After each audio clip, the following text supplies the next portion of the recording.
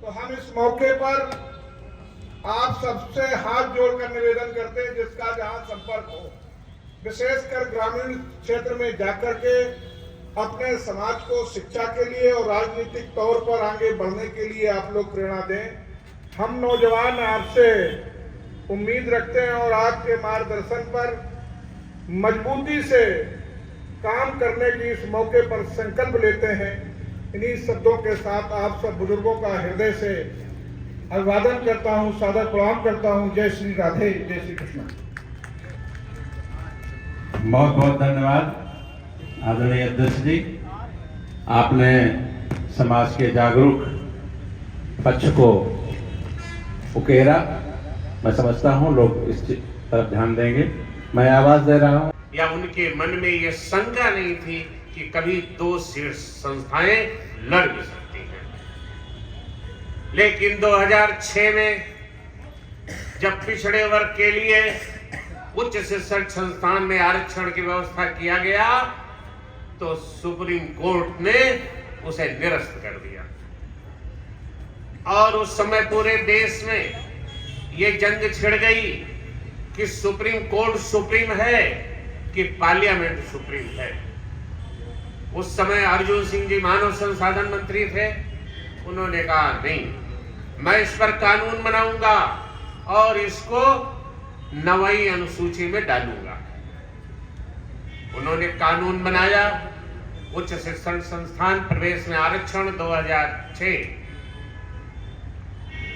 और उसको 9वीं अनुसूची में डाल दिया।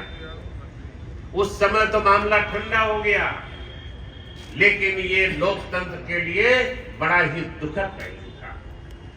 ये बात वहीं पे समाप्त नहीं हुई। आज भी दो शीर्ष संस्थाओं में टकराव चल रहा है। अभी 2023 में आर्टिकल 324 में जो संशोधन किया गया, जिसमें ये कहा गया कि चीफ इलेक्शन कमिश्नर और जो स्टेट के इलेक्शन कमिश्नर्स हैं, डिस्ट्रिक्ट इलेक्शन कमिश्नर्स हैं, उनके विरुद्ध कोई फौजदारी का, सिविल का, राजस्व का वाद नहीं चलेगा।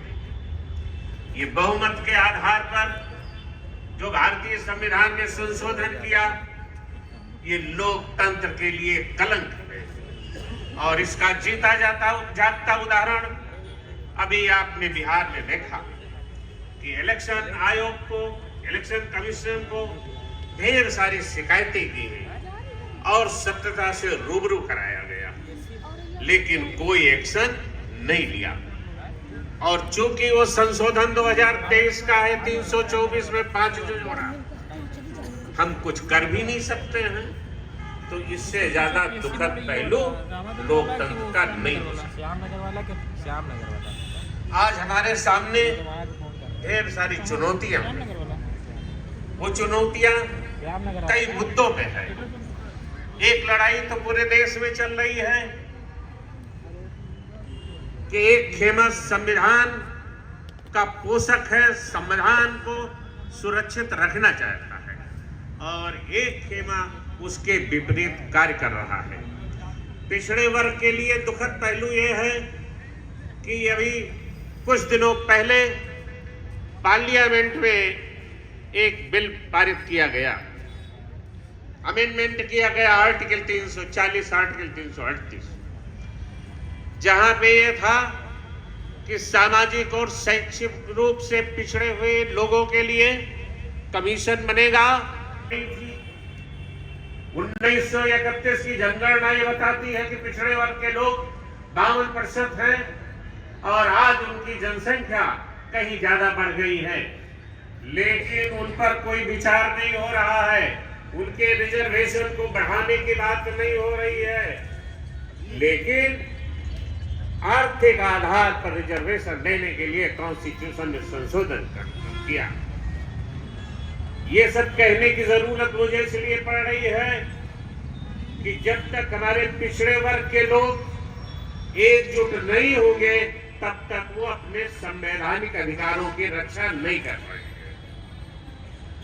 जब कॉन्स्टिट्यूशन बन रहा था तो समय डॉक्टर अंबेडकर जी से लोगों ने कहा था कि भाई जो शेड्यूल कास्ट की सूची बन रही है और इनको रिजर्वेशन 10 ईयर्स के लिए दिया जा रहा है, ओबीसी के लिए भी किया जाए कुछ। उस समय डॉक्टर अंबेडकर जी का ये कहना था कि ओबीसी के लोग चूंकि 52% हैं और जिस दिन 52% एक हो जाएगा उस दिन केंद्र में भी उनकी सरकार होगी और राज्यों में भी उनकी सरकार होगी, और जैसा चाहेंगे वैसा लोगों के उत्थान के लिए कार्यक्रम बनाएंगे। लेकिन हम वो चीज तो हासिल नहीं कर सके, लेकिन षड्यंत्र के शिकार बहुत हुए। यादव महासभा ने 1954 से लेकर के 1978 तक ओबीसी एससी को लेके बहुत बड़े बड़े आंदोलन किए।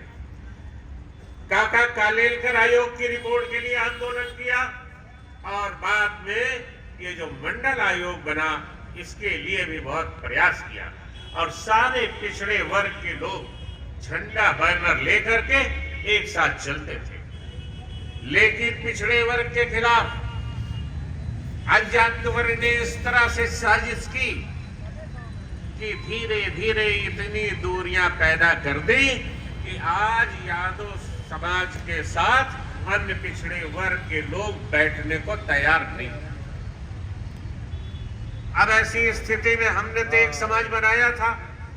आज जब इतना बिखराव है तो आदरणीय प्रदेश अध्यक्ष जी, ये महासभा की जिम्मेदारी बनती है कि वो अन्य पिछड़े वर्ग के लोगों को अपने साथ लेकर चले। और यही बात डॉक्टर लोहिया भी कहते थे। डॉक्टर लोहिया कहते थे कि पिछड़े वर्ग में यादव अग्रणी है, इसलिए यादवों की यह जिम्मेदारी है कि ओबीसी को अपने कंधे पर लेकर चले।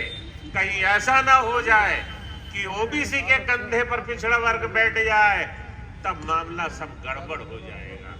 कहीं न कहीं हमसे चूक तो जरूर हुई है, मैं उन बातों को दोहराना नहीं चाहता, कहना नहीं चाहता, लेकिन ये हमें भी कमी रही है कि आज ओबीसी हमसे अलग हो गया है। और परिणाम आप देख रहे हैं, चाहे वो चुनाव परिणाम हो, चाहे नौकरियों का परिणाम हो, चाहे सामाजिक क्षेत्रों में सम्मान का प्रकरण हो। भी है जो स्थिति यादवों में, पिछड़ों में यादव की है, वही स्थिति दलितों में चमारों की भी है, वहां भी यही स्थिति कर रखी है। और वर्तमान सरकार ने, भारतीय जनता पार्टी की सरकार ने एक झूठा सगुफा छोड़कर हमें सबको आपस में बांटने का काम किया है और 85% लोगों को टुकड़े टुकड़े करके अलग किया है और 15% हमारे ऊपर हावी हो गया है, वो सत्ता का हावी।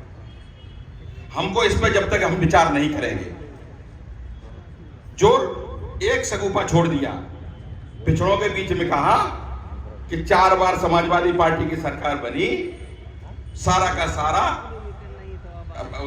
यादव समाज ले गया, चाहे वो नौकरी हो, चाहे वो ठेकेदारी हो, सारा यादव ले गया है। केवल झूठा प्रचार। और 56 में 86 में 56 एसडीएम ले गए, 86 में 56 किसी ने देखा नहीं, और हमारे बैक बढ़ के लोग उन्होंने हमको दुश्मन मान लिया और वो यादव को छोड़कर सारे एक हो गए। यही स्थिति जवारों में हो। जब तक हम उनके बीच में जाएंगे नहीं, क्योंकि यादव समाज पिछड़ों में सबसे बड़ी भूमिका में है, सबसे ज्यादा आबादी में है, बड़े भाई की भूमिका में है। जब तक हम अपने पिछड़े वर्ग के अन्य लोगों को गले नहीं लगाऊंगा, तब तक जो आपसी जो वैमनस्यता बढ़ी है उसको दूर करने का काम नहीं करते। हमने जब से पीडी एसोसिएशन का विस्तार किया है और गांव-गांव में 20-20 लोगों के बीच में चौपाल करने के काम शुरू किया है। जब दलितों के बीच में गया हूं तो संविधान की बात कह के, और जो दलित समाज के बुजुर्ग लोग थे, मैंने कभी उनसे अपना सम्मान नहीं कराया। मैं उठकर गया हूं, उनके पैर छुए, उनको माला पहनकर उनका सम्मान करने का काम किया। बाबा साहब भीमराव अंबेडकर की प्रतिमा जहां रही, और उस प्रतिमा को रंगाई पुताई के साथ जीर्णोद्धार करके वहीं से काम कराने का कार्यक्रम शुरू करने का काम किया है। उससे एक संदेश दलितों के बीच में गया है कि नहीं, यादव समाज जिसको हम अपना विरोधी मानते थे, ये तो हमारे बाबा साहब को भगवान के रूप में मान रहे हैं, हमको आपस में लड़ाया गया, तो एक संदेश देने का काम किया। इसी तरह से पिछड़े समाज के बीच में अभी हमने कानपुर ज्यादा में, हमें यहाँ पर बैठे समाज के बहुत बुद्धिजीवी लोग बैठे हैं, ऐसे ऐसे कार्यक्रम किए ताकि पिछड़े समाज के लोगों को हम अपने साथ कैसे जोड़ें। हम कानपुर देहात गए तो हमारे समाज के कुर्मी लोगों ने कहा कि रामस्वरूप वर्मा जी की जयंती है। कुर्मी समाज से हैं और यादव पिछड़ों में अगर यादव से सबसे ज्यादा कोई नफरत करता है या दूर रहता है तो कुर्मी समाज। सबसे पहले हमने कुर्मी रामस्वरूप वर्मा की कानपुर देहात में जयंती बनाने का काम किया और इस तरह की जयंती बनाई कि रामस्वरूप वर्मा जी के निधन के बाद अगर इतना बड़ा कार्यक्रम हुआ होगा तो पहली बार इस तरह का कार्यक्रम हुआ है और इसको पूरे कुर्मी समाज ने स्वीकार किया। उसका रिजल्ट मुझे मिला 1 हफ्ते के बाद ही मिला, क्योंकि 10-11 दिन बाद पेरियार ललई सिंह जी की जयंती। वही कुर्मी समाज के लोग जो हमारे साथ बैठना नहीं चाह रहे थे, जो हमको अपना दुश्मन के रूप में देख रहे थे, वो समाज के लोग मेरे पास आए और कहा कि आपने इतना बड़ा काम किया कि हम लोग बहुत भ्रम की स्थिति में थे कि यादव समाज मेरा विरोधी है। आपने हमारे समाज के नेता, हमारे आदर्श रामस्वरूप वर्मा जी का वो सम्मान की दिया है। अब हम लोग पेरियार ललई सिंह की जयंती हम लोग मनाने का काम करेंगे, आप हमारे पीछे की भूमिका में रहिए। तो हमने जोड़ने का काम किया है। भाई ये कहने का मतलब है कि जब तक हम इनके बीच में जाकर उनके इस तरह के आयोजनों में उनके समाज के नेता, आदर्श, बुजुर्ग, उनका जब तक हम सम्मान नहीं करेंगे तो एक बीच की जो खाई है उसको दूर नहीं कर सकते। 86 में 56 की बात रही है, इसमें कोई चर्चा नहीं करता है। भाई 86 में 56 हुए थे, 6 प्रचार किया 56 का, तो पूरा बैकवर्ड ने सोच लिया कि सारे यादव SDM हो गए। बात तो यही हुई है। यहाँ पर हमारे सारे पढ़े बुद्धिजीवी लोग, सर्विसमैन, सभी लोग बैठे हुए हैं। हकीकत तो यही थी कि हुए 6 और 86 के 56 का प्रचार कर दिया। जब हम चूंकि मीडिया हमारे विरोध में है, आप कितना भी चिल्लाते रहिए, मीडिया आपकी बात कहने वाली नहीं है। थोड़ा सा अगर साथ देने में साथ है तो सोशल मीडिया का है, लेकिन जब हम माउथ टू माउथ उनसे बात करते हैं तो उनकी समझ में ये बात आती है। उसका परिणाम है, यहाँ पर हमारे कानपुर देहात के भी काफी लोग बैठे होंगे कि कानपुर देहात में जब कोई कार्यक्रम हुआ है पीडीए एसोसिएशन की तरफ से तो हजारों की संख्या में लोग, पिछड़े दलित अल्पसंख्यक लोग निकल कर आए हैं और कार्यक्रम को सफल बनाने का काम किया है। उसका ये परिणाम है, उसको दिखाई दे गया है कि हम कहाँ आपस में बटे हुए हैं। तो जगाने का काम इस तरह से जैसे कानपुर देहात में इससे शुरू हुआ है, इसको पूरे प्रदेश में, और इसमें बहुत बड़ी भूमिका अखिल भारतवर्षीय यादव महासभा की है। पहले तो हम आपस में बटे हुए उसको हम दूर करें, हम संगठन को एक करें पहले। और समाज कहाँ पिट रहा है, कुट रहा है, फर्जी मुकदमे हो रहे हैं, और नैतिक जिम्मेदारी है, हमारे सामाजिक संगठन की जिम्मेदारी है कि हम ऐसी स्थिति में उनके साथ खड़े हों। एक तो ये आपस में जो समाज के बुद्धिजीवी लोग, जो हमारे ऊपर की श्रेणी के लोग आए, जब तक हम इस पर विचार नहीं करेंगे तब तक हम इन बेईमानों से सत्ता की चाबी छीन नहीं पाएंगे। बेईमान है, सत्ता की चाबी इनके पास, बेईमानों के पास आ गई है, और ये जब तक आपस में बंटवारा करते रहेंगे तब तक हम सत्ता से दूर रहेंगे। और जब तक सत्ता में भागीदारी नहीं होगी तब तक न तो समाज का विकास हो सकता है, न प्रदेश का विकास हो सकता है, न देश का विकास हो सकता है। इसलिए बहुत ज्यादा लंबी चौड़ी बात कहने की आवश्यक समय नहीं है, क्योंकि ये जन्मदिन मनाने का कार्यक्रम है। और मैं पुनः अपने बड़े भाई को बहुत बहुत हार्दिक शुभकामनाएं देता हूँ, बधाई देता हूँ, और आपके पदचिन्हों पर चलने का संकल्प भी देता हूं कि समाज को कैसे आगे हम जोड़ें और पीढ़ियों को कैसे मजबूत करें। इन्हीं शब्दों के साथ अपनी वाणी को विराम देता हूं। जय हिंद, जय समाजवाद, जय श्री कृष्ण। बहुत बहुत धन्यवाद बड़े भाई आदरणीय अशोक यादव जी। हमारे बीच में हम सब लोगों की गौरव और हमारे समाज का गौरव, जिनको मैं समझता हूं कि हिंदुस्तान में एक पहली यादव महिला होंगी जिन्हें महामंडलेश्वर की उपाधि मिली। मैं बहुत सम्मान के साथ उनका आदर कर रहा हूं। मंच पर आदरणीय डॉक्टर विजया माधव जी का, तो डीएवी कॉलेज में प्रोफेसर भी रही हैं, फिलॉसफी की एचओडी रही हैं, डीडब्ल्यूटीसी में प्रिंसिपल। कानपुर के उन तमाम विद्वानों में आपका नाम शुमार है जिन्होंने डीलिट की उपाधि ली। फिलॉसफी में डीलिट की उपाधि, पीएचडी के बाद डीलिट होता है, उसकी उपाधि भी आपके पास है। फिलॉसफी की, दर्शन शास्त्र की विद्वान है, और भगवान कन्हैया पे कई घंटों तक बोलने का मादा इनके अंदर है। मैं उनका बहुत ही कि आपको आना है, मैंने कहा अरे याद किया पिता तुल्य हमारे कप्तान सिंह यादव जी ने, तो हमारे समाज को तो बहुत बड़ी बात है। हमने राजनीतिक से यहाँ मैंने 99 में शुरू किया था, उस समय मुझे ABCD नहीं पता थी कि राजनीति क्या होती है, क्योंकि मैं एजुकेशन लाइन से जुड़ी हुई थी। मैं DPS फरीदाबाद हरियाणा में वाइस प्रिंसिपल थी। मेरी लाइन बिल्कुल अलग थी, लेकिन यहाँ पे आप लोगों के प्यार और स्नेह और सोशल वर्क को देखने के लिए मेरी लाइन बदल गई। एजुकेशन छोड़ के मैं पॉलिटिक्स में आ गई, लेकिन फिर भी एजुकेशन छूटता नहीं है। मैंने विद्यालय चलाए हैं, बहुत विद्यालय हैं। मैं एक नाम लूँगी, मेरे आदरणीय मामा श्री मनोहर लाल जी, स्वर्गीय मनोहर लाल जी। यहाँ जो पुराने लोग बैठे हैं वो उनसे परिचित होंगे। मेरे बड़े भाई स्वर्गीय दीपक कुमार जी, राजनीति के साथ साथ इन्होंने शिक्षा को भी महत्व दिया। अभी यहाँ पर बहुत से लोग, बहुत से विद्वान लोगों ने शिक्षा के लिए कहा। शिक्षा के लिए थोड़ा सा मैं आपके लिए मात्र 1 मिनट लूंगी, ज़्यादा समय नहीं लूंगी क्योंकि समय भी बहुत हो गया है। शिक्षा एक वो चीज़ है जिसके दम पे हम अपनी बात भी कह सकते हैं।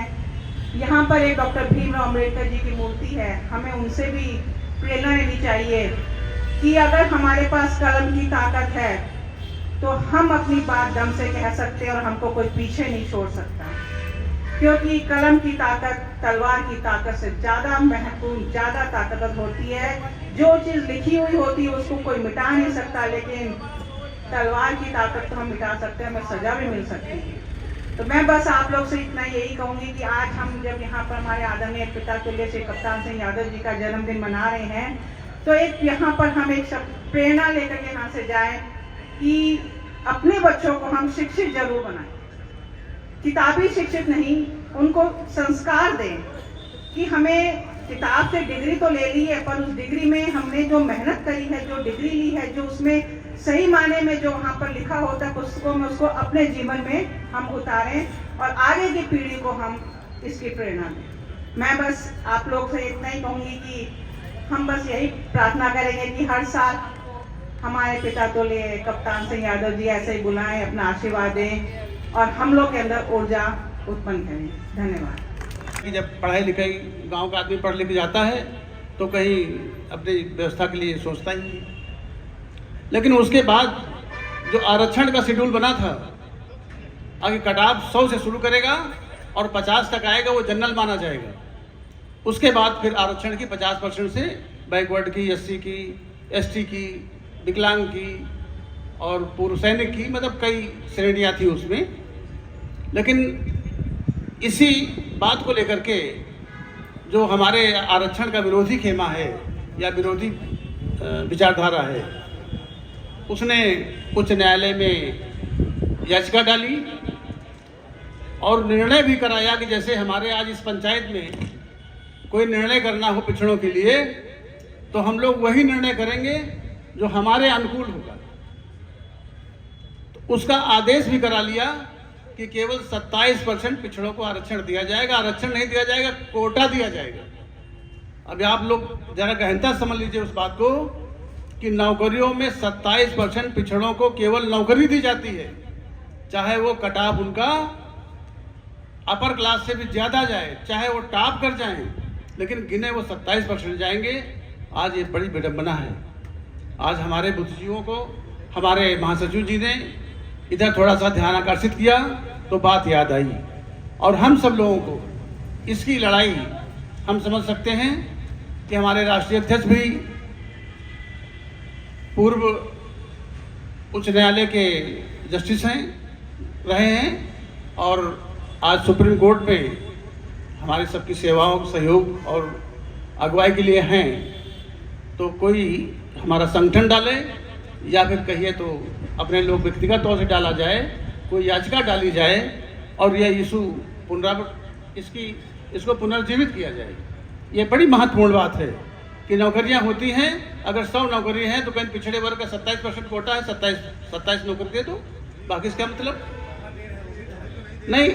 अगर नहीं दे रहे हैं, 1 मिनट रुकिए, इससे जो हमारे लोग कम, जैसे हमारे यहाँ एक हमारी भारतीय संविधान में व्यवस्था है कि किसी की श्रेष्ठता को नकारा नहीं जा सकता, किसी की जो श्रेष्ठता है उसको डिस्टर्ब नहीं किया जा सकता है, लेकिन उसको भी डिस्टर्ब करके आज उच्चतम न्यायालय ने भी आदेश दे दिया कि भाई इनका 27% तो दे दीजिए।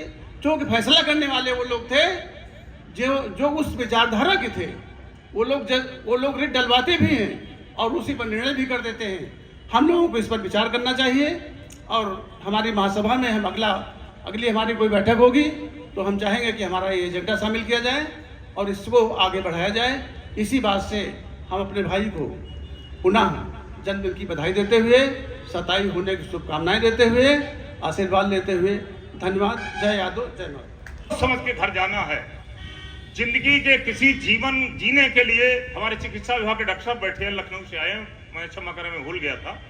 जीने के लिए 4 क्षेत्र हैं: आर्थिक, सामाजिक, शैक्षिक और राजनीतिक। ये चारों क्षेत्रों में हम लोगों ने कब्जा किया। आर्थिक हमारी काफी समृद्धि आई, हम सब लोग मतलब सर्व समाज की, पीडीए के लोगों के। समाज में हम लोगों का काफी स्थान हुआ, कोई मुख्यमंत्री हुआ, कोई राष्ट्रपति हुआ, कोई विदेश में हुआ, कहीं कुछ हुआ है, राम नरेश जी यादव जी थे, कहीं राज्यपाल हुए। और जब आर्थिक, सामाजिक, शैक्षिक, राजनीतिक हो गए तो आप बताइए, हमारे अध्यक्ष जी खुद एसपी थे, मंच बैठे हैं, बगल में चीफ इंजीनियर थे रामोतार साहब, बगल में हमारे डॉक्टर साहब बैठे जो डीएवी कॉलेज थे, बगल में हमारे इंजीनियर अध्यक्ष जी बैठे हैं जो फतेहपुर के जगनायक साहब फतेहपुर के जिला पंचायत अध्यक्ष थे। यानी हम बताना शुरू करें एक तरफ से, मान लीजिए महेंद्र सिंह यादव थे, पूरे जिले के नहीं पूरे प्रदेश के जो परागे थे। आखिर ऐसी बात क्या हो गई, सब समाप्त हो गया, पूर्व हो गए। इसलिए हो गए कि 4 चलाने के लिए 4 पीछे से होने चाहिए, वो नहीं हो पाए। कौन देश को कौन चलाता है? 4 चीजें: विधायिका, न्यायपालिका, कार्यपालिका और मीडिया। इन चारों से हमारे शून्य हो गए। कैसे शून्य हो गए?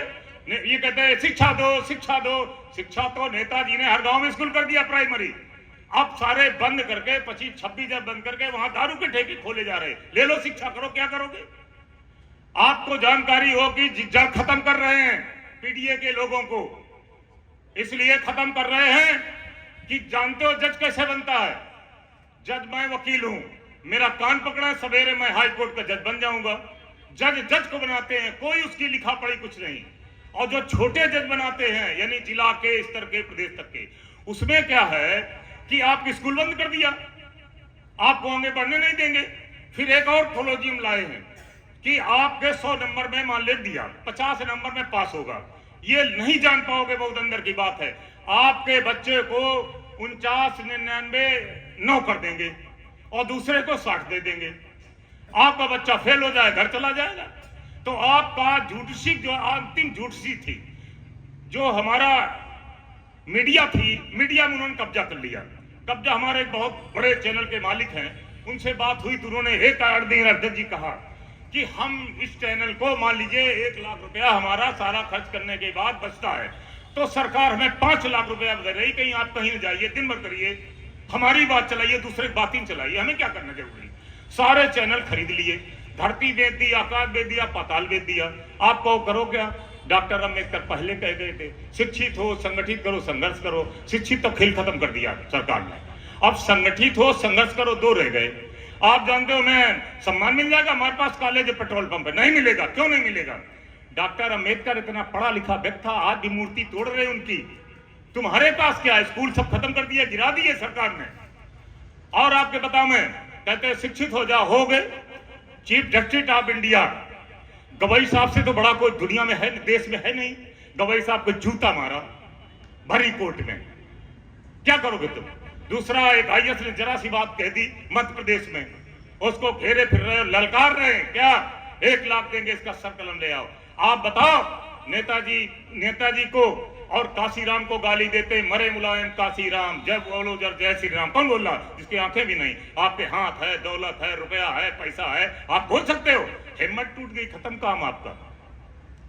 इसलिए आखिरी रास्ता यही है आपके पास। अभी भी आपकी नौकरी वाली काम खत्म हो गया।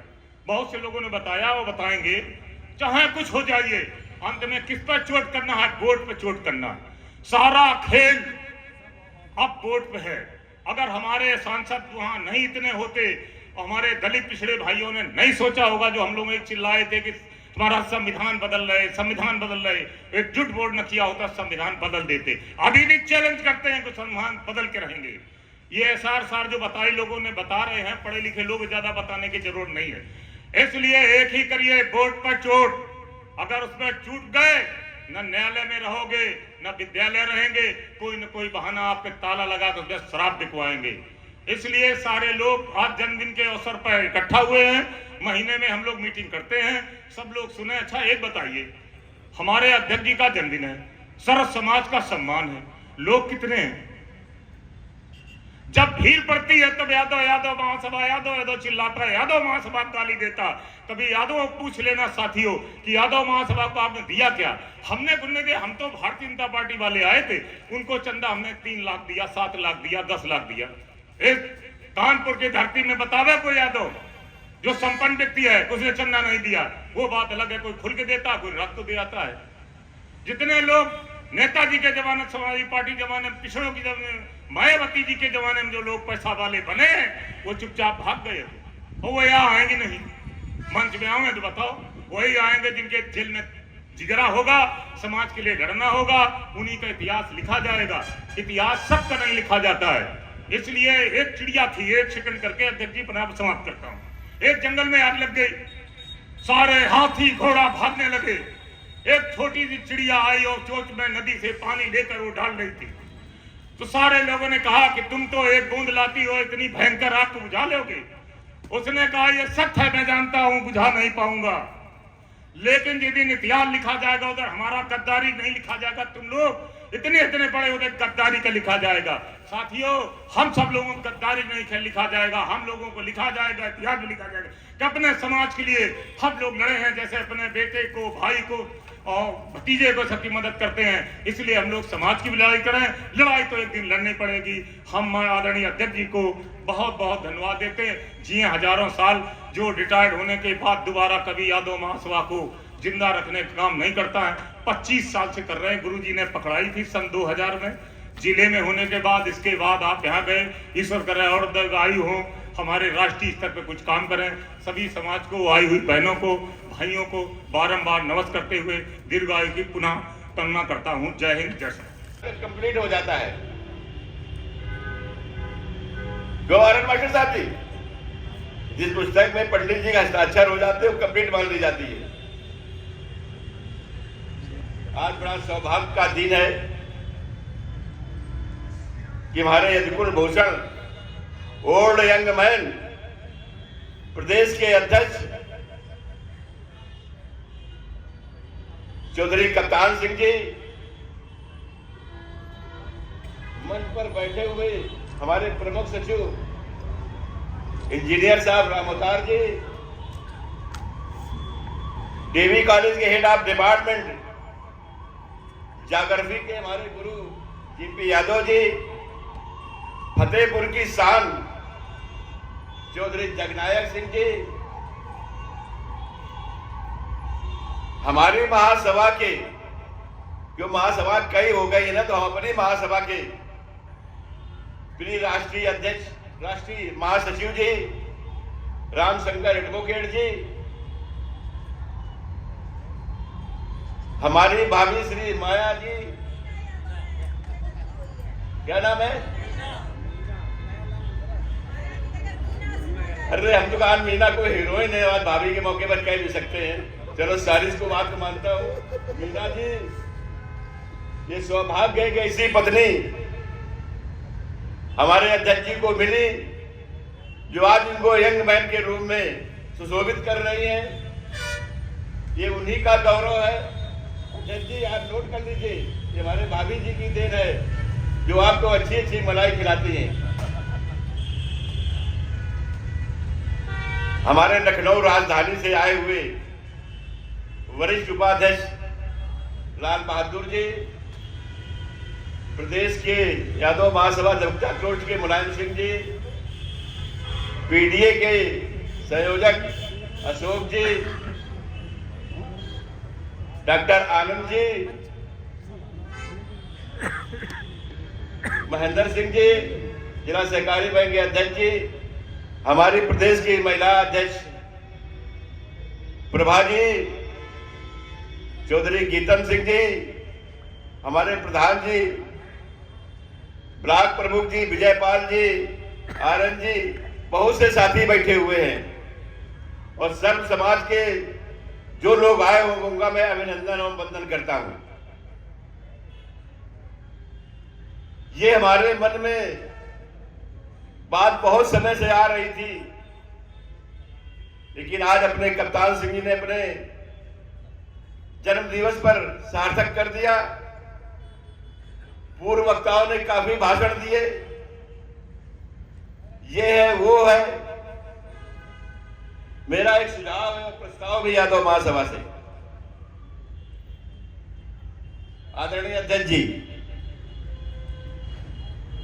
आप सर्व समाज के हर बिरादरी के जितना पीडीए वर्ग है उनको अध्यक्षों को स्पेशल बुला करके एक आप मीटिंग करिए।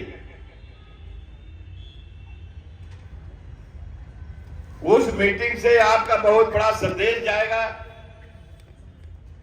जो सभी लोग कहते हैं बैकवर्ड की भाई यादव हमारा बड़ा भाई है। हमारी यादव महासभाएं पूरे प्रदेशवार राष्ट्रीय स्तर पर हुआ करती थी। उसमें दूसरे दिन पिछड़े वर्ग का सम्मेलन जरूर होता था। आज कुछ विडंबना चेंज हो गई है। मैं आदरणीय अध्यक्ष जी से कहूंगा कि इस पर विचार करें। जो यादव महासभा मंडल आयोग के समय हमारी महान विभूतियां जो आज मौजूद नहीं है, धरती पुत्र मुलायम सिंह जी, शरद जी, बाबूलाल गौर जी और वर्तमान में आज एक शख्सियत जीवित है बिहार की शेरे लालू जी। उस पर शासन ने, प्रशासन ने कितना झगोरा है, लेकिन वो अहिर का बालक वो वास्तव में जीवित अहिर है। इसे हम सबक लेनी चाहिए कि हम सत्ता को पलट सकते हैं। कमरे में बैठ के सत्ता नहीं पलटती है। किसी जात को एक लेकर नहीं चल सकती है। हमारे चौधरी हरमोहन सिंह जी, राम गोपाल जी जो कानपुर में धरती के अधिकुल शिरोमणि थे, उन्होंने सबको लेकर चला। आज जो मुलायम सिंह यहां तक पहुंचे वो चौधरी राम गोपाल की देन थी। इसमें कोई गुरोज नहीं है। जो अपने को कहे, आज जो आज पाल मंडराते हैं, यदि आज चौधरी राम गोपाल हरमोहन सिंह ना होते तो उनको बलराम सिंह, दर्शन सिंह नहीं रहने देते। जो मुझे इतिहास मालूम है, चौधरी राम गोपाल जी चौधरी चरण सिंह के पास लेकर गए, इस नवयुवक को बनाइए जो बाराबंकी के यादव जी थे, क्या रामबचन, क्या राम सेवक यादव जी, राम सेवक यादव जी धीरे प्रगति से चल रहे थे। धीरे प्रगति से चल रहे थे तो उस समय यह मौका आया कि नेता मुलायम सिंह को बनाया जाए। उनको ताज मिलना था। उनको लोकदल का अध्यक्ष बनाया गया। आज वो पद्म भूषण से विभूषित हुए। वो तो भारत रत्न लायक थे। चौधरी चरण सिंह के बाद राम सेवक जी गए। चौधरी साहब बताइए मैं क्या करूं? मैं वहां मौजूद था चौधरी हरमोहन सिंह के साथ। कहना एक लठ ले लीजिए जो एयर का होता है, तरे ऊपर उतरिए, समय काटिए। वो शख्सियत सी हम पूरे यदुवंश का एक गौरव थे। कई बार चौधरी सुखराम सिंह ने भी पार्लियामेंट में उठाया अहिर रेजिमेंट के लिए। दूसरे समाज के लोगों ने भी उठाया, हुंडा जी ने भी उठाया। एक गवर्नर थे वहां जम्मू कश्मीर के जाट, उनका नाम नहीं याद आ रहा है, सतपाल मलिक, हाँ मलिक, उन्होंने भी उठाया प्रश्न। मैं आज कुछ मंच समाज के माध्यम से कहना चाहता हूं कि जितने पीडीए के अध्यक्ष हैं उनसे प्रस्ताव पास करा करके ना सभी जातियों के नाम से अहिर रेजिमेंट कोई कुमाऊं रेजिमेंट, कोई जाट रेजिमेंट है, आज कुर्मी रेजिमेंट भी होना चाहिए, चमार रेजिमेंट भी होना चाहिए, पासवान रेजिमेंट भी होना चाहिए। क्या क्या इन्हीं के ठेका बंधा हुआ जो 2-4 लोग हैं, वो भी सवर्ण जात के हैं। इस पर भी हमारे अध्यक्ष जरा मनन करें और राष्ट्रीय स्तर तक पहुंचाए।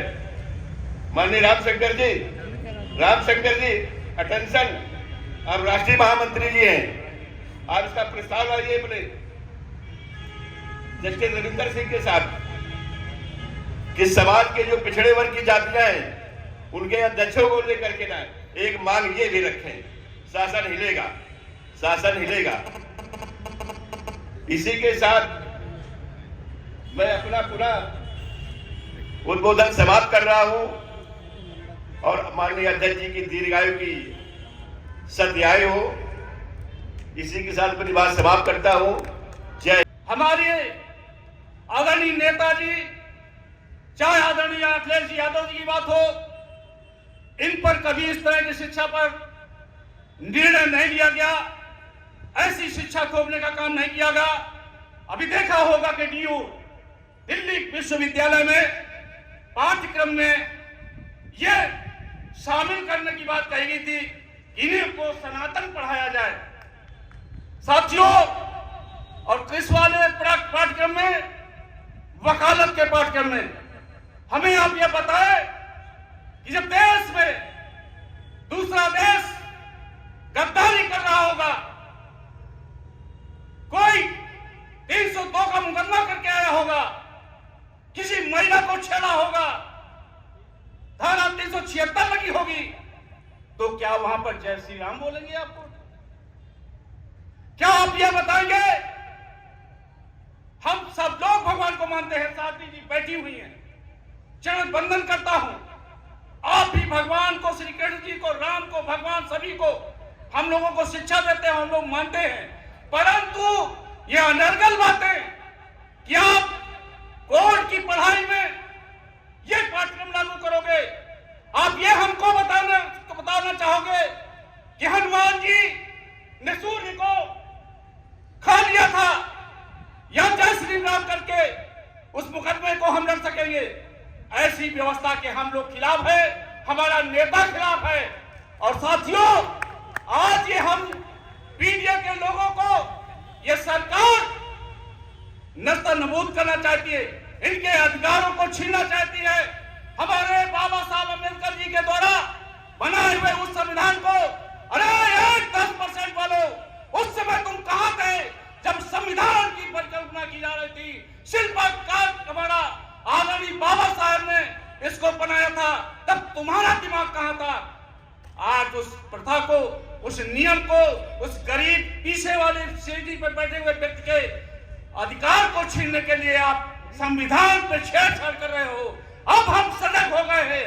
आज ये उसी का परिणाम है, इसी की तैयारी है कि हम एक सूत्र में बंद करके पीडीए के लोग, एससी बीसी सभी और ऐसे लोग, अगले लोग भी हैं जो उनको ये समझ नहीं, उनके कपड़े गंदे देख करके, उनकी गरीबी को देख करके अपने पास नहीं बैठाना चाहते हैं, हिरपन नहीं करना चाहते, उनका सम्मान नहीं करना चाहते हैं, उनको शादियों व्यवहार उन्हें बुलाना नहीं चाहते हैं। मैं आप सबसे निवेदन करना चाहता हूं कि ऐसे गरीब लोग, ऐसे जो आपके बीच में बैठ रहे हैं, आपकी बात मानते हैं, आपके साथ खाना खाते हैं, आपकी हित की बात करते हैं, इनको सम्मान देने से न चूकना साथियों, इनको भी साथ ले लेना। तभी 2027 में आदरणीय अखिलेश जी की भावनाओं को के तहत उत्तर प्रदेश की सरकार आपके हाथ होगी। नेता आदरणीय मुलायम अखिलेश यादव जी होंगे। साथियों, नेताजी 3 बार मुख्यमंत्री सूबे के ऐसे नहीं रहे हैं। हम फिर बात करते हैं कि अभी अशोक जी की ही बात करता हूं। अभी आपने कहा कुर्मी समाज, आपका बहुत सराहनीय काम रहा, परंतु नेताजी की यह सोच हुआ करती थी, पूरे हिंदुस्तान और प्रदेश भर में, पूरा पश्चिम उत्तर दक्षिण, जहां पर जो जैसा नेता होता उसको वहां पर कमान सौंपते थे। चाहे वो आदरणीय जनेश्वर मिश्रा जी हो, चाहे वो बेनी प्रसाद वर्मा जी हो, या अवधेश प्रसाद पासी हो, इसी तरह से तमाम लोग पाल बिरादरी के थे जो उसके संघ मंत्री हुआ करते थे। पाल जी आपको पता है प्रदेश अध्यक्ष थे, अपने यहीं से नहीं है, सुना है। पाल जी को, तमाम ऐसे नाम साहित्यों, हमारे मुस्लिम अल्पसंख्यक के लोगों ने इस देश को आजाद करने में अपनी आहुति दी है और उनके साथ ये कारनामा हो रहा है।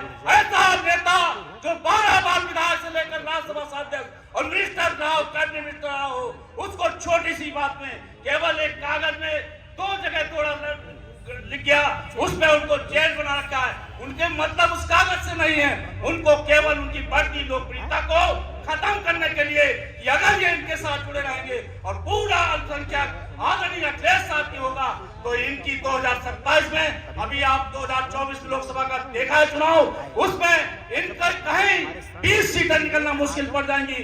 केवल एक चीज से सजग रहना। एक दलित भाइयों, मैं आपको बताना चाहता हूं कि अभी आपके इतने देश जब आजाद हुआ, चाहे कितने लोगों ने कुर्बानी दी, बिजली पासी हो, चाहे वो उदा देव जी पासी हो, जिन्होंने अंग्रेजों के 37 अंग्रेजों को मार गिराया था, ऐसे लोगों का ये लोग कभी इतिहास नहीं लिखेंगे, उसको पाठ्यक्रम में नहीं शामिल किएंगे। यदि आप लोग 2027 में समाजवादी पार्टी आदरणीय अखिलेश जी के हाथों को मजबूत करते हैं तो मैं ये जान रहा हूं कि ऐसे शख्सियत, ऐसे पढ़े लिखे विदेश में वो इसको लागू करेंगे, आपको सम्मान दिलाने का काम करेंगे। पासी, चमार हो, चाहे गढ़िया हो, काची हो, कुर्मी हो, लोहार हो, भाड़ हो, गुप्ता हो, प्रजापति हो, सबको सम्मान मिलेगा। चाहे सरदार हो, चाहे अल्पसंख्यक हो, सिख हो, ईसाई हो, सबको सम्मान मिलेगा। साथियों, अब जरूरत है इस समय, अगर आपके अस्त्र नहीं होगा, शस्त्र नहीं होगा, वो चला गया महात्मा गांधी वाला दौर, जब हम वो एक थप्पड़ मारते थे तो दूसरी कह कहते थे इधर भी मार लीजिए। अब वो जमाना नहीं रहा। SIR में यदि आपने जरा से चूक किया तो आपको बिहार का नतीजा देखना पड़ेगा। और यदि आपने एक बूथ में जाकर के SIR के प्रति अपने साथियों, बेहतरियों, भाइयों, नई महिलाओं जो शादी होकर आई, उनका वोट बढ़ा लिया तो ये 2027 में, अभी 24 वाले में 37 में गुणा कर दीजिए। एक भी लोकसभा में कम से कम 5-6 विधायक होते हैं, ऐसे जीत रहे हो, फिर तो इनकी खटिया खड़ी हो जाएगी। सतर्क रहने की जरूरत है उस बहन जी से जिसने हमारे आदरणीय मुलायम सिंह के साथ धोखा किया, अपना 4थी बार मुख्यमंत्री बन गई। हमारे नेताजी 4थी बार मुख्यमंत्री बनने जा रहे थे, लेकिन 10 दिन पहले उसने अपना समर्थन खींच लिया। ऐसी दगाबाज औरत को कभी भी सहयोग न करना। अभी देखा है 19वीं जन्म दिवस पर, जिनके दम पर हमारे आदरणीय माननीय पूज्य काशीराम जी के जन्म दिवस पर अभी तक ये इंटरनल प्रभाव डालती थी, या आप ऐसा नहीं ऐसा करें। कभी यादव के सामने यादव लड़ा देती थी, मुसलमानों के सामने मुसलमान लड़ा देती, अगर चंदी पासी जीत रहा है तो दूसरे पासी को बैठा देती थी। आज उसने उस दिन 19वीं जन्म दिवस पे खुले ऐलान कर दिया, जिससे आप समझ सकते हो कि भाजपा की बी टीम है, वो भाजपा को कहती है वो बहुत अच्छा काम कर रहे हैं। ऐसे लोगों के फंदे में ना आप समाजवादी पार्टी को जिता करके आपने आदरणीय अखिलेश यादव जी को मुख्यमंत्री बना देना। मैं ये बता रहा हूं कि अगर आपने 27 में आदरणीय अखिलेश जी को मुख्यमंत्री बना दिया तो हो सकता है उनको आने वाले 29 में इस्तीफा देकर केंद्र की सरकार में प्राइम मिनिस्टर बनाने का मौका मिलेगा और यहाँ पर कोई दूसरा मुख्यमंत्री होगा। जय हिंद, जय भारत, जय भारत। आपके जन्म दिवस पर तन मन धन से जितना हो सकता था ये भी साथ में कह दिया था, जो आपको दे रहे हैं वो दे रहे हैं, जितना कम पड़ेगा वो भी हम देंगे। जिस तरीके से मंदिर बन रहा है तो मंदिर बनने में जितना आप लोग चंदा कर सकते हैं करिए, बाकी जितना कम पड़ेगा हम यथाशक्ति लगा करके आपका पूरी मदद करेंगे। तो बात भारतीय जनता पार्टी की और समाजवादी पार्टी की, कांग्रेस की नहीं है। हर व्यक्ति अपने अपने स्वार्थ और स्वभाव, अपने सम्मान के लिए लगा हुआ है। जहाँ तक अभी तक बातचीत आई कि भाई PDA की वार्ता है और उन लोगों ने हम लोगों को जातियों में बांटने का काम किया है। मैं केवल थोड़ा सा शब्द समय आपका लूँगा। यहाँ पर सभी बहुत मौजूद लोग बैठे हैं, मंच पर भी बैठे हैं और नीचे भी जितने बैठे हैं बहुत मौजूद लोग बैठे हैं जिनकी अपने अपने क्षेत्र में क्षमता है। मैं लगभग सब लोगों को जानता हूँ। देखिए, अगर मैं विपक्ष में हूँ, चाहे कांग्रेस में रहें चाहे BJP में रहें, हम तुम्हारी समाजवादी पार्टी हो चाहे कांग्रेस हो, हम तो आपको तोड़ने का काम करेंगे। आप अपने को कितना बचा सकते हैं आप बचा के आप हमसे आगे निकलने का काम करिए। लेकिन आज माननीय कप्तान सिंह यादव, जो यादव महासभा के अध्यक्ष यहाँ बनाए गए हैं, आज मैं दावे के साथ कह सकता हूँ, क्योंकि यहाँ पर मंच पर ऐसी सी बातें रखी गई हैं। एक कप्तान सिंह यादव जिले को चलाने के लिए एक अलग जलाए घूम रहे हैं, लेकिन आज अगर 500 आदमी उनके साथ में है, हालांकि गिनती में जैसे 5 लोग हैं, जो 4-5 लोग मंच पर हैं, कुछ लोग अभी बाहर हैं, जो यादव महासभा का इनका साथ दे रहे हैं। आपसे ज़्यादा बाद में बनी है, जब यादव महासभा बनी थी 112 में, इसके बाद संघ की उत्पत्ति हुई है और संघ आपका घर घर घुसा हुआ है। क्यों घुसा हुआ है कि आप एक व्यक्ति अगर मान लीजिए कप्तान सिंह यादव को बनाया गया है, हमारे जो वरिष्ठ नेता ऊपर यादव महासभा के बैठे हैं, सबसे बड़ी कमी उनकी है। कायदे से हम लोगों को संघर्ष करना चाहिए। आज हम लोग यहाँ कप्तान सिंह की वजह से आए, उनके प्रेम और व्यवहार से आए। कुछ नहीं तो 15 दिन में 20 दिन में कार्यक्रम करते रहते हैं, तो 50 आदमी कप्तान सिंह यादव की जिंदाबाद करता है, यादव महासभा की अलग जलाता है, लेकिन 500 आदमी उनका पैर खींचने पे लगा हुआ है कानपुर की धरती पर। यादव महासभा कहाँ से कमाई जाएगी? बड़ी बड़ी बातें यहाँ से करते हो, मैं विद्यालय बना लूँगा, मैं ये कर लूँगा, कुछ नहीं कर पाओगे। और एक बात और आज आप लोग सुन लीजिए, जिस तरीके से आपकी समाजवादी पार्टी है, हमको दखलंदाजी नहीं देना चाहिए। मैं भारतीय जनता पार्टी का हूँ और जहाँ पर रहता हूँ वहाँ निष्ठा से और ईमानदारी से रहता हूँ। सबसे पहले देखिए माननीय शिवपाल सिंह का मैंने बैनर लगाया, खुलेआम लगाया है। जहाँ पर रहते हैं अपने काम और कर्तव्य और निष्ठा के भाव से रहता हूँ। आपकी पार्टी में जो गतिविधियाँ चल रही हैं, आप देखना बंद कर दीजिए। संगठन चलाना आपके दल में केवल शिवपाल सिंह यादव को आता है। अगर आप उनको सौंप देंगे 27 में आप आ जाएंगे, अगर नहीं करोगे तो ना आपकी यादव महासभा जैसी चल रही है ऐसी यादव महासभा चलती रहेगी। कप्तान सिंह जी बुलाते रहेंगे, मीटिंगें करते रहोगे। बाकी आपका संगठन कहीं क्षेत्रों पे आपका नहीं है। भारतीय जनता पार्टी का जो आपने सिस्टम माननीय अखिलेश जी, मैं जिस समय जिला अध्यक्ष था, एक बूथ 20 यूथ बनाए हुए थे। आज आप लोग अपने आप देख लीजिएगा आपके पास कितने यूथ हैं और कितने बूथ हैं, आप निकाल के देख लीजिएगा। और जिसको बुरा लगे अगले 15 दिन में मीटिंग कर लीजिएगा, हमें जरा अपने बूथ दिखा दीजिएगा। और भारतीय जनता पार्टी की आरोप लगाया जाता है कि बटन दबाई जाएगी, साइकिल की बोर्ड निकलेगा कमल का, लेकिन आप उनका काम भी तो देखिए। काम आप कहाँ कर रहे हैं, कितने लोग काम कर रहे हैं, कितने लोग संगठन का काम कर रहे हैं, जरा वो हमें बताइएगा। इस पर मनन करिएगा। इसके बाद 15 दिन बाद आप अपनी मीटिंग रख लीजिएगा, फिर आप देख लीजिएगा। माननीय कमलेश जी यादव से मैं दोबारा पुनः कहना चाहता हूँ, आए हुए अपने सम्मानित सभी साथियों को, बहनों को मैं बहुत बहुत धन्यवाद और बधाई देता हूँ।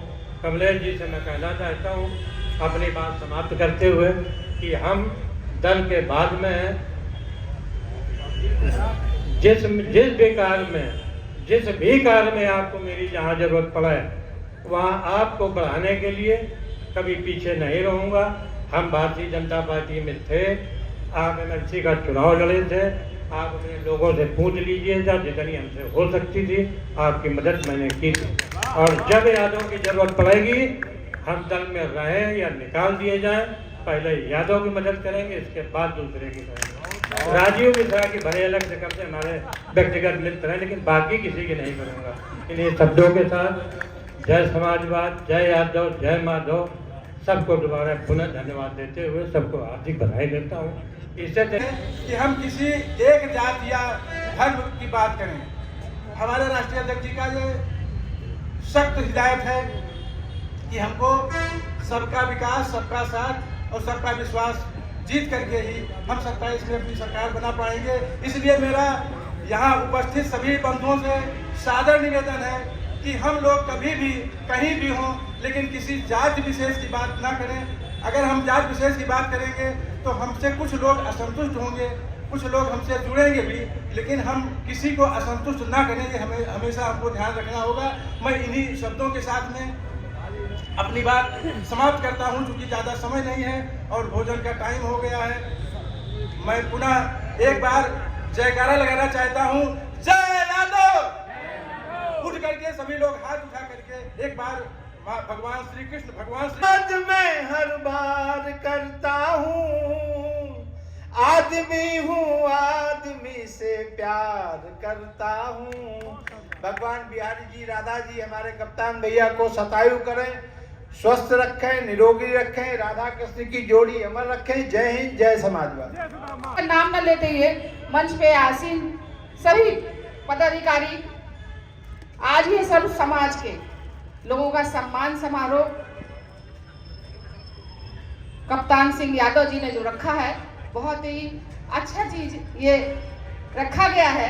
हमारी प्रदेश की यादव महासभा की प्रदेश की अध्यक्ष प्रभा दीदी जी, जिले की अध्यक्ष रत्ना यादव जी और यहाँ सामने उपस्थित सब समाज के लोग, सबको बहुत बहुत आभार और धन्यवाद कि हमारे भाई के जन्मदिन पे सब यहाँ इकट्ठे हुए, उनको शुभकामनाएं देने के लिए। मैं सिर्फ राजनीति के बारे में सिर्फ एक ही लाइन बोलूंगी कि भले ठीक है आज समय हमारा खराब है, लेकिन हम वो मरी मछलियां नहीं हैं। हमें सबूत देना है कि हम वो जिंदा मछलियां हैं जो बहाव के साथ बहती नहीं है, बहाव के विपरीत भी तैरना जानती हैं। बहाव के विपरीत तो मछलियां तैरती वो है, वो बहती हैं, वो मरी मछली कहलाती है। लेकिन आज हमने सबूत दिया है, सब समाज के लोगों ने ये सबूत दिया है कि हम जिंदा मछली हैं।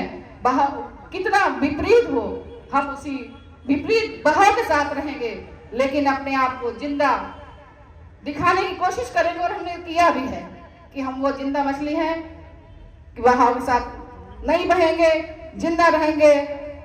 पीडीए जिंदाबाद, मुलायम सिंह यादव जिंदाबाद, जय यादव, जय माधव, धन्यवाद। आदरणीय जिनको गुरु जी की का जो तनख्वाह दिया गया है आदरणीय डॉक्टर जीपी यादव सर को, वो आएँ और इस मौके पर अपनी बात रखें। डीएवी कॉलेज में आप भी ज्योग्राफी के प्रोफेसर रहे हैं। यदुनंदन सेवा संस्थान के माध्यम से यादव समाज के बच्चों को उनके उज्जवल भविष्य के लिए उनका मनोबल बढ़ाया है। हम सब उनके साथ रहे हैं। मैं मौके पर बुला रहा हूँ आज आदरणीय डॉक्टर जीपी यादव जी को कि आए और इस मौके पर अपनी बात रखें। आसान खाकर चोट फिर दिल का लगाना नहीं है, आसान खाकर चोट फिर दिल का लगाना। सोचने की बात यह है कि हम बहुत मजबूर हैं। राह पथरीली बहुत थी फिर भी हम चलते रहे, मन में मंजिल के लिए आरमां सदा पलते रहे। लोग गिरगिट की तरह कैसे बदल लेते हैं रंग, लोग गिरगिट की तरह कैसे बदल लेते हैं रंग। सूरत ये मौसम बदलना भी नहीं आता मुझे। एक शेर ये शेर उस दौरान की है जब वो मंदिर का निर्माण होता था, तमाम समस्याएं उनके सामने आई थी। उसका उन्होंने बड़ा बाखूबी से निवारण किया। और आज भी वक्त बताएगा कि चौधरी कप्तान सिंह का नाम युगों युगों तक अमर रहेगा, वो राधा कृष्ण के मद्दन के माध्यम से। मुश्किलें तो है मगर उसको जरा आसान कर। ऐसी बात नहीं कि दिक्कतें नहीं आई, मुश्किलें तो है मगर उनको जरा आसान कर। तू अगर इंसान है तो दर्द की पहचान कर।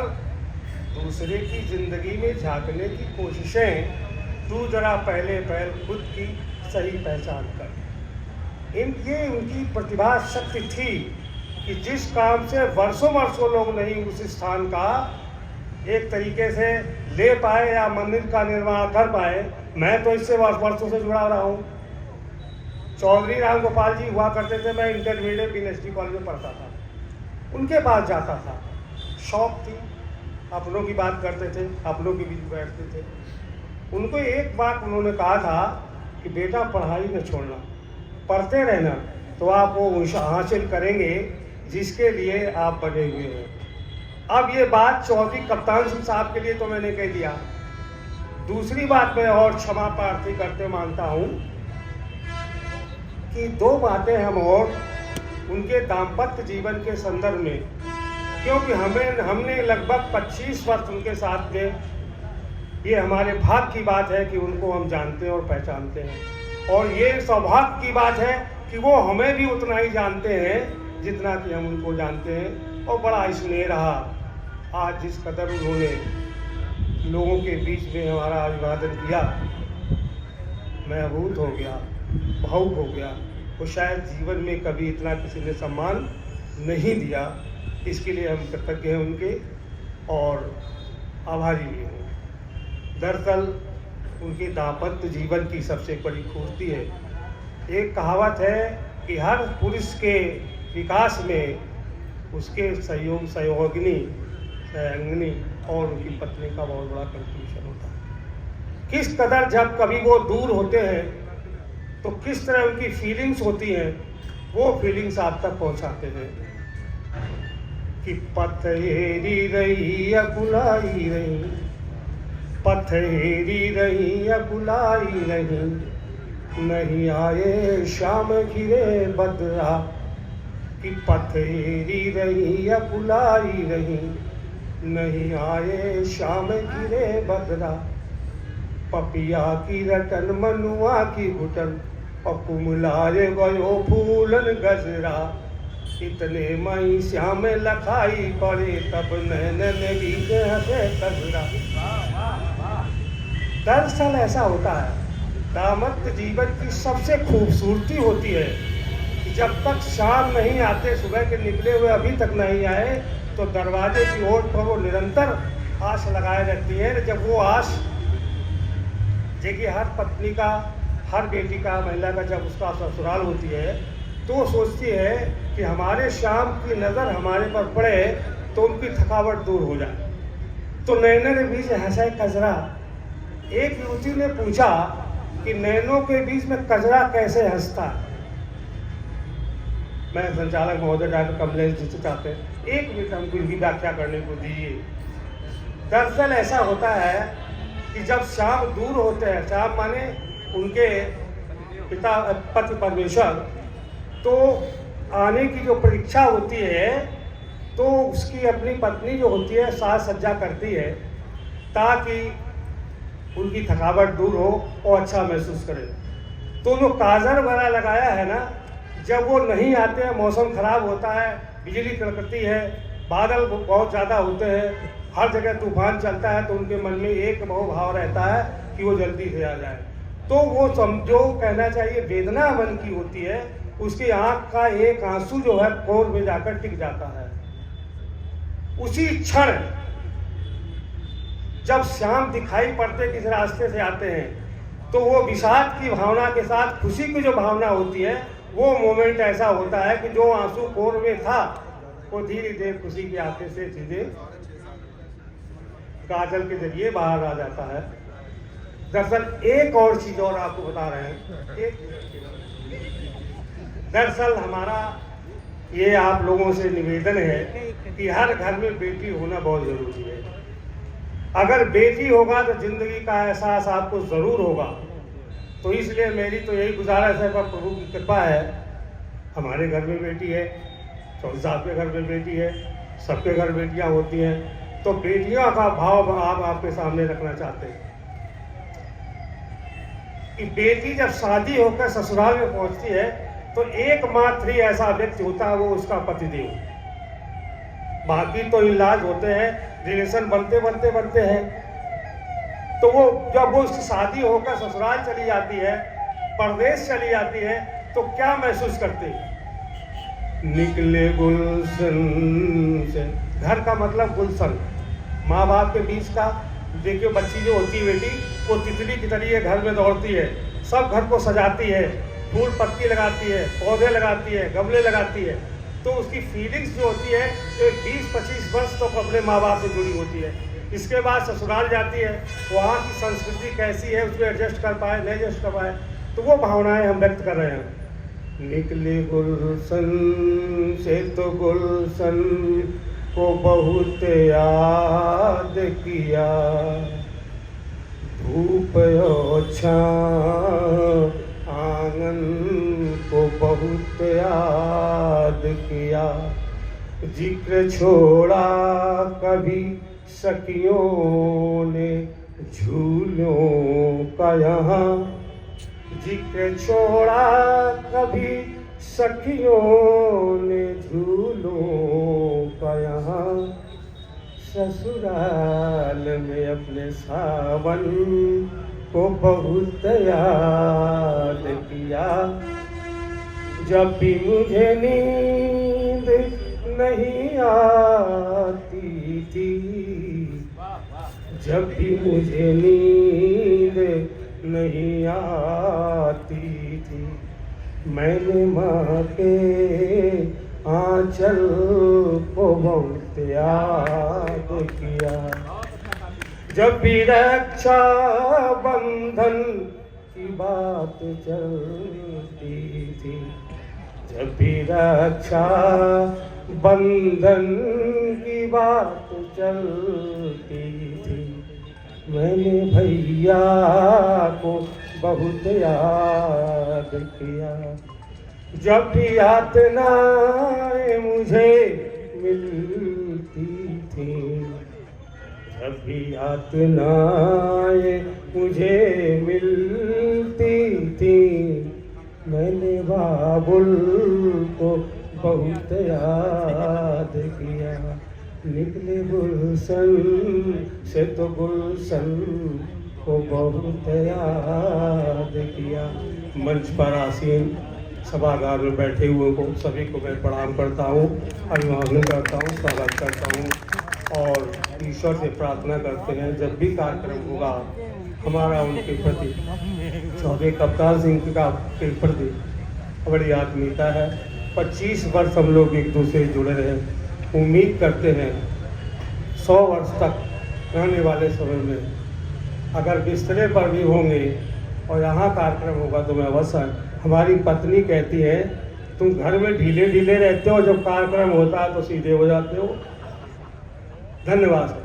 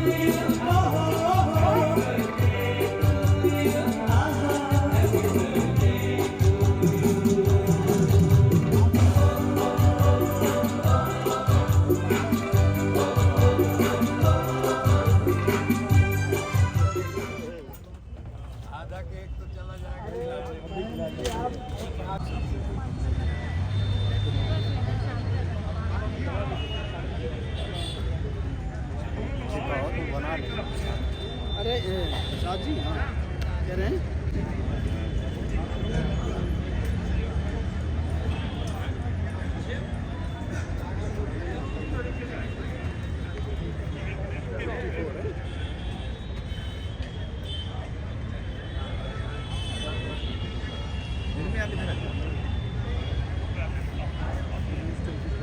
देखेगा सभी लोग देखेंगे।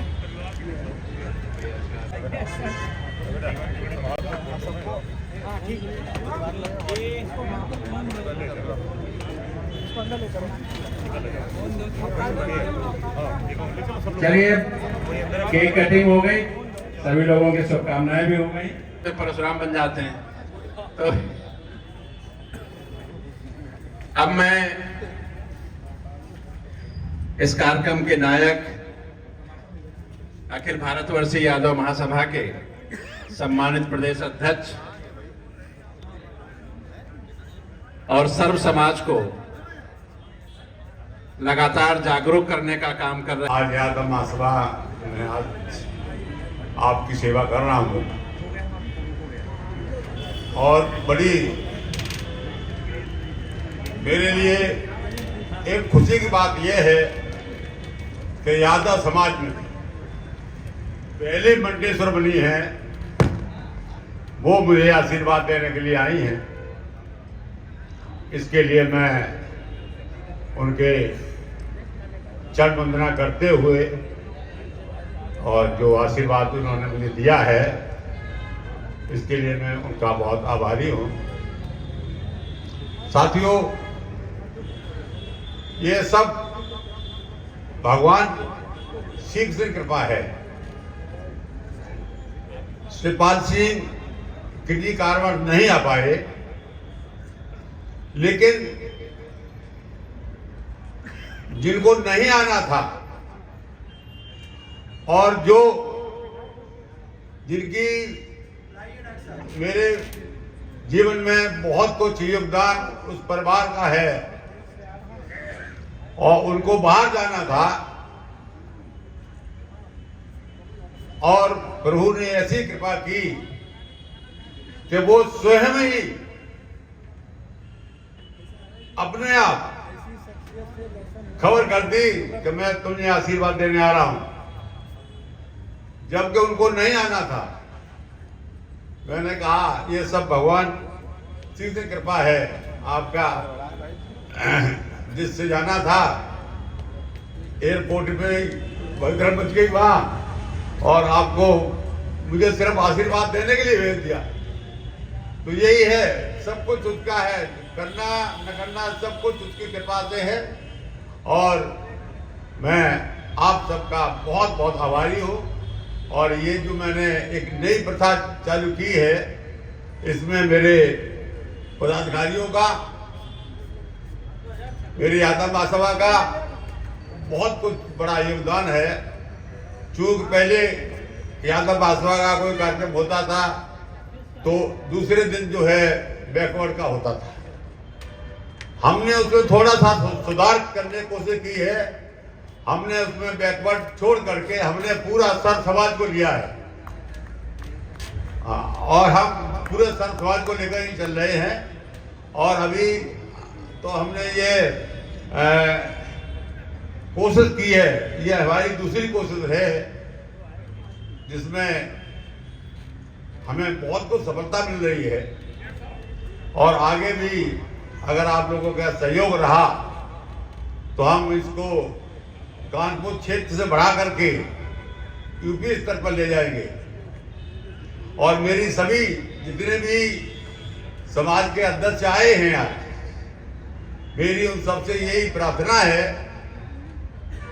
कि अपने अपने समाज को लेकर के अगर प्रांत में कोई गठन है तो उसको आगे बढ़ाइए। और कानपुर में मैं आपको कोई भी प्रोग्राम करें, मैं जगह देने के लिए तैयार हूं और मैं हर संभव आपके साथ रहूंगा। ये है कि सर समाज जितने अध्यक्ष हैं, आज करीब 40 अध्यक्ष मेरे ख्याल आए हैं, तो मैं उनसे रिक्वेस्ट यही करूंगा कि उसको बढ़ाइए आगे और एक एक करके एक एक यादव महासभा सभा के लेते जाइए और उसको आगे बढ़ाइए। आप लोग आए मेरे जन्मदिन पर, इसके लिए मैं आप सबका बहुत बहुत आभारी हूँ और मैं आपका इसे स्वागत एवं अभिनंदन करता हूँ। धन्यवाद। हाँ, मेरी प्रार्थना यही है कि बगैर भोजन कोई नहीं जाएगा, भोजन करके ही जाएंगे। एक बार पुनः भैया सब लोग जो है जयकारा लगा